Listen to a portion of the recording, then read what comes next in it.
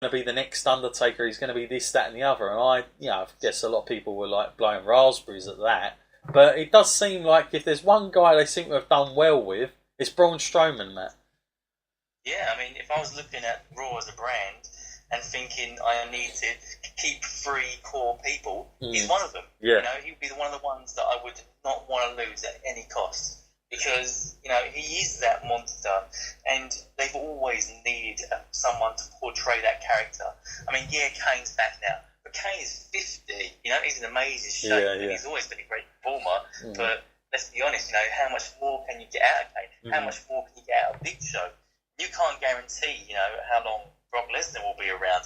He needs to be the evolution, the next step, and who we're going to sort of base what we call a monster in wrestling around for the next 10 plus years. Yeah. So, you know, I think he's come leaps and bounds since his debut. His physique is just like evolved into muscular, and, you know, he looks more menacing.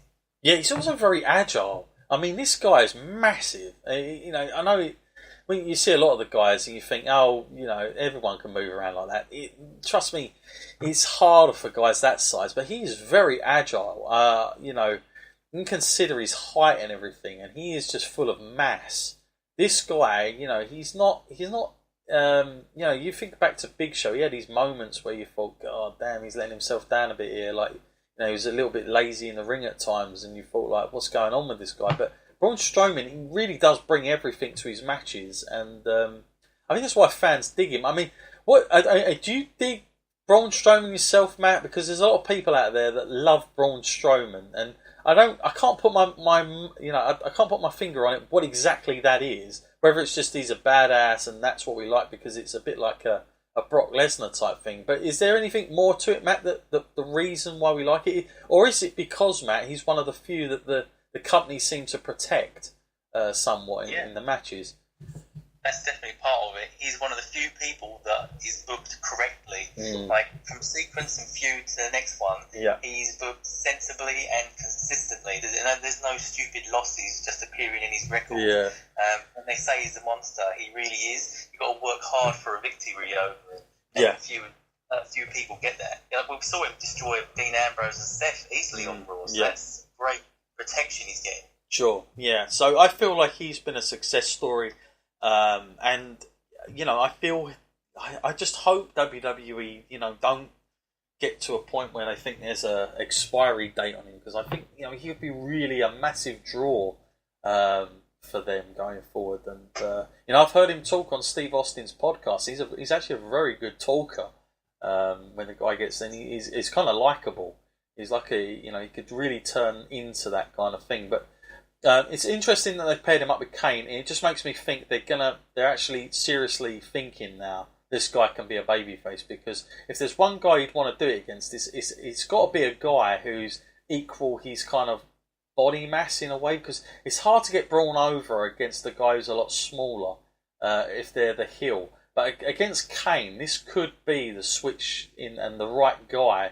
And you think, why would Kane be purposely brought back here? I think it could be this reason. So maybe that's the way they're going. And to be honest with you, as long as he doesn't start coming out and doing the whole "I love you" fans crap, then it'll be great. But let's hope they don't change his character and then everybody starts hating him. But let's see what happens there. Now, Matt, I suppose we better mention the Universal Champion Brock Lesnar and his advocate Paul Heyman. What have you made since we left off of WrestleMania? Because it seems like Goldberg is a long. It's long. The smoke has gone. It's cleared. We've left the Goldberg from, you know, a decade ago or whatever. He come back out of nowhere like a time machine, and, you know, Goldberg was the man for a month. He beat Kevin Owens, the current champion, and, you know, was taking out Brock in seconds and all the rest of it. And of course the match at WrestleMania, which we both agreed, Matt, we both enjoyed, despite its time length. After all the hell that we went through to get there, it seemed like it paid off. That's what I will say. It was a struggle to get there. I did not like the way they got there, almost, but I think by the end of it, I thought, well, it's the right result, and the match was pretty, you know, it was like a proper strong style match. I mean, you talk about physical, those guys, definitely brought it at WrestleMania. But since then, Matt, Brock Lesnar, he's had some matches with the likes of Samoa Joe.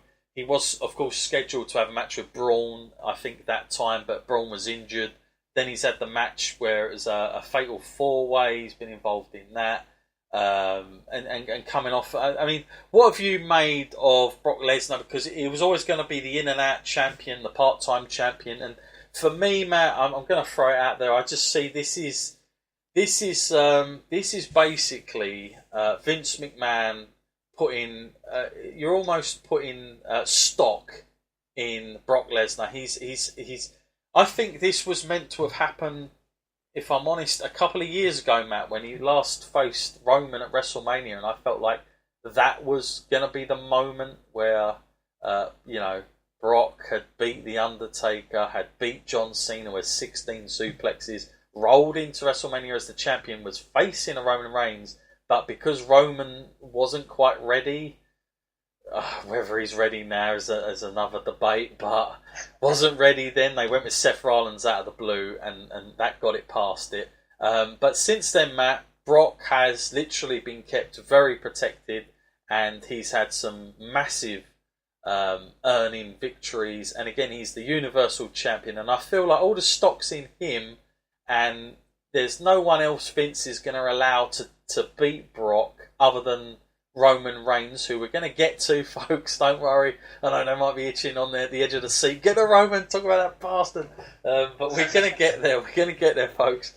But Brock Lesnar, Matt, as far as him going as a Universal Champion, has it done any... Because I thought that belt was getting passed around a bit too much with the Goldberg thing, and I thought at least last time Brock had it, it did bring some legit stuff back into it. But for you this time round, Matt, has it worked out okay?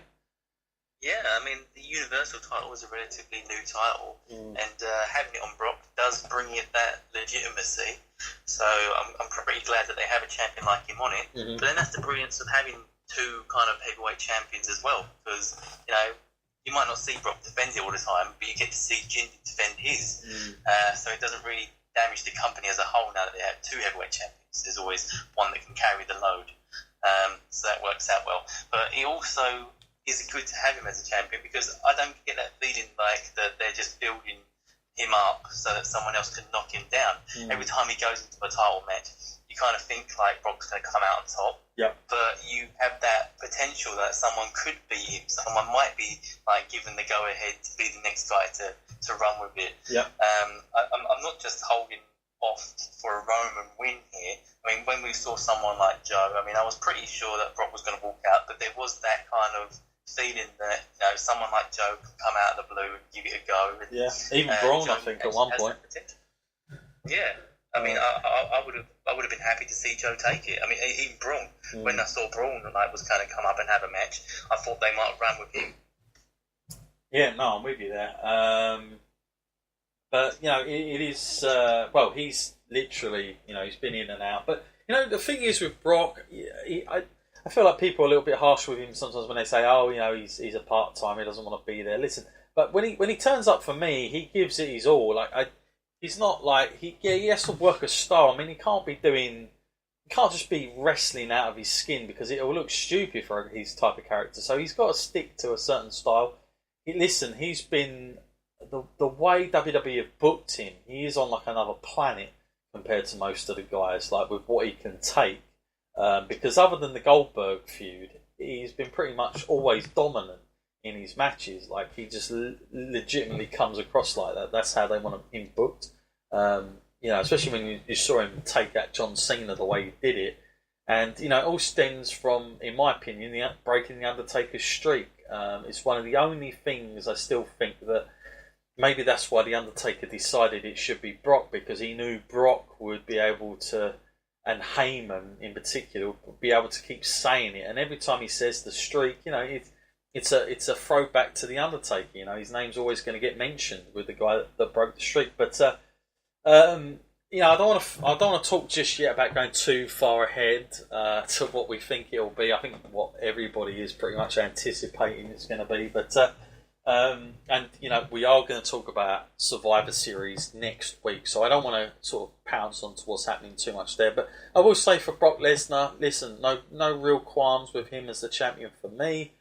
And the one thing I will say, Matt, is he looks like he enjoys himself with these more physical guys like Joe and Braun. Like there's a bit of a difference with him. I think at one time he was getting a little bit peed off with maybe going in against, and no disrespect to Dean Ambrose, but Dean Ambrose and Brock, they don't really look like they match each other that much. But against someone like a Goldberg and Braun, like at least physically, you see, oh, hang on a minute, there's going to be a bit of a challenge here for this guy, and it looks like that, and especially with Braun Strowman. And if you look at the way Brock sells for Braun, you know this guy, Brock, enjoys that kind of that competitiveness between the two. Because if you looked at that, what happened in the matches with them two, like Brock was selling for him all over the show. So, I think people are a little bit harsh on Brock sometimes when they say he's a bit like a robot and he doesn't sell for anybody. Because I think he does, but it's got to make sense in a legit sense that someone will be able to do it. And I think he's doing that for Braun and Joe. So it's been cool, and I think it's been some of the best work from Joe as well on the mic when he was doing those promos with Brock. Okay, Matt, we can't beat around the bush any longer. The name that comes up still since we've been gone away. He's hated, he's loved, and all the rest of it. Mainly hated, actually, with us. He's not even in the John Cena bracket just yet. But it's the one, it's the only, it's the man that beat The Undertaker at WrestleMania, at the end of a WrestleMania.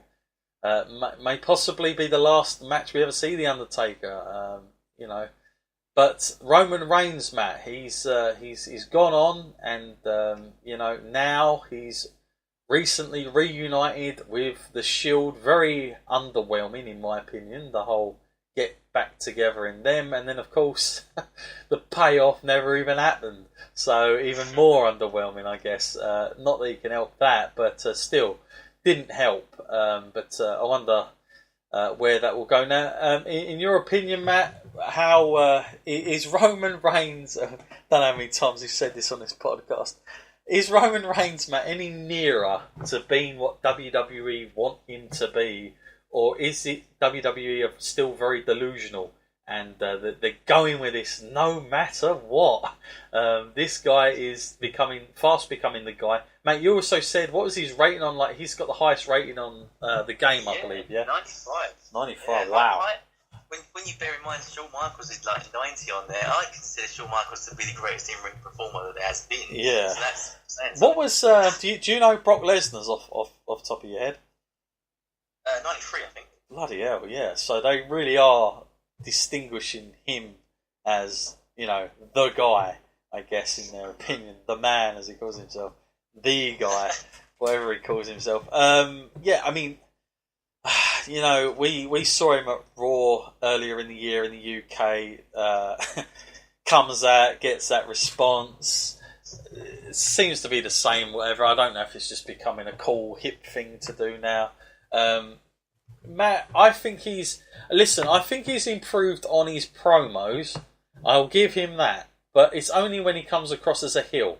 Because one of the best promos I thought he did is when he said as less as possible, and that's when he come out straight after WrestleMania on Raw, and I loved that promo. I mean, he doesn't even talk in it, but the way the fans, all that reaction, it went on for like 20 odd minutes or so. And that is when you've got the crowd. He had the crowd in the palm of his hand. And I've got to be honest, he looked like he was loving being the heel. And those little smirks.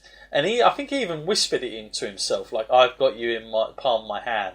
Every time he put the mic to his mouth, people were chanting all kind of insane things at him. And all he said was, this is my yard now. And boy, was that heat. And I thought, yes, finally. They've got it. WWE has finally got it. This guy could have the crowd in the palm of his hand every single night as the heel. But still, Matt, they seem very determined. No matter what, this guy has to be the babyface. And the latest, because we've seen a lot of this, Matt. If we talk about Roman Reigns, I think there'll be a DVD going solo on this guy about. It'll be called How We. 28 attempts at making Roman Reigns or something like that, you know, something ridiculous like that will be the title. But he has had so many attempts, Matt. We've seen the Rumble wins. We've seen Triple H having to come back to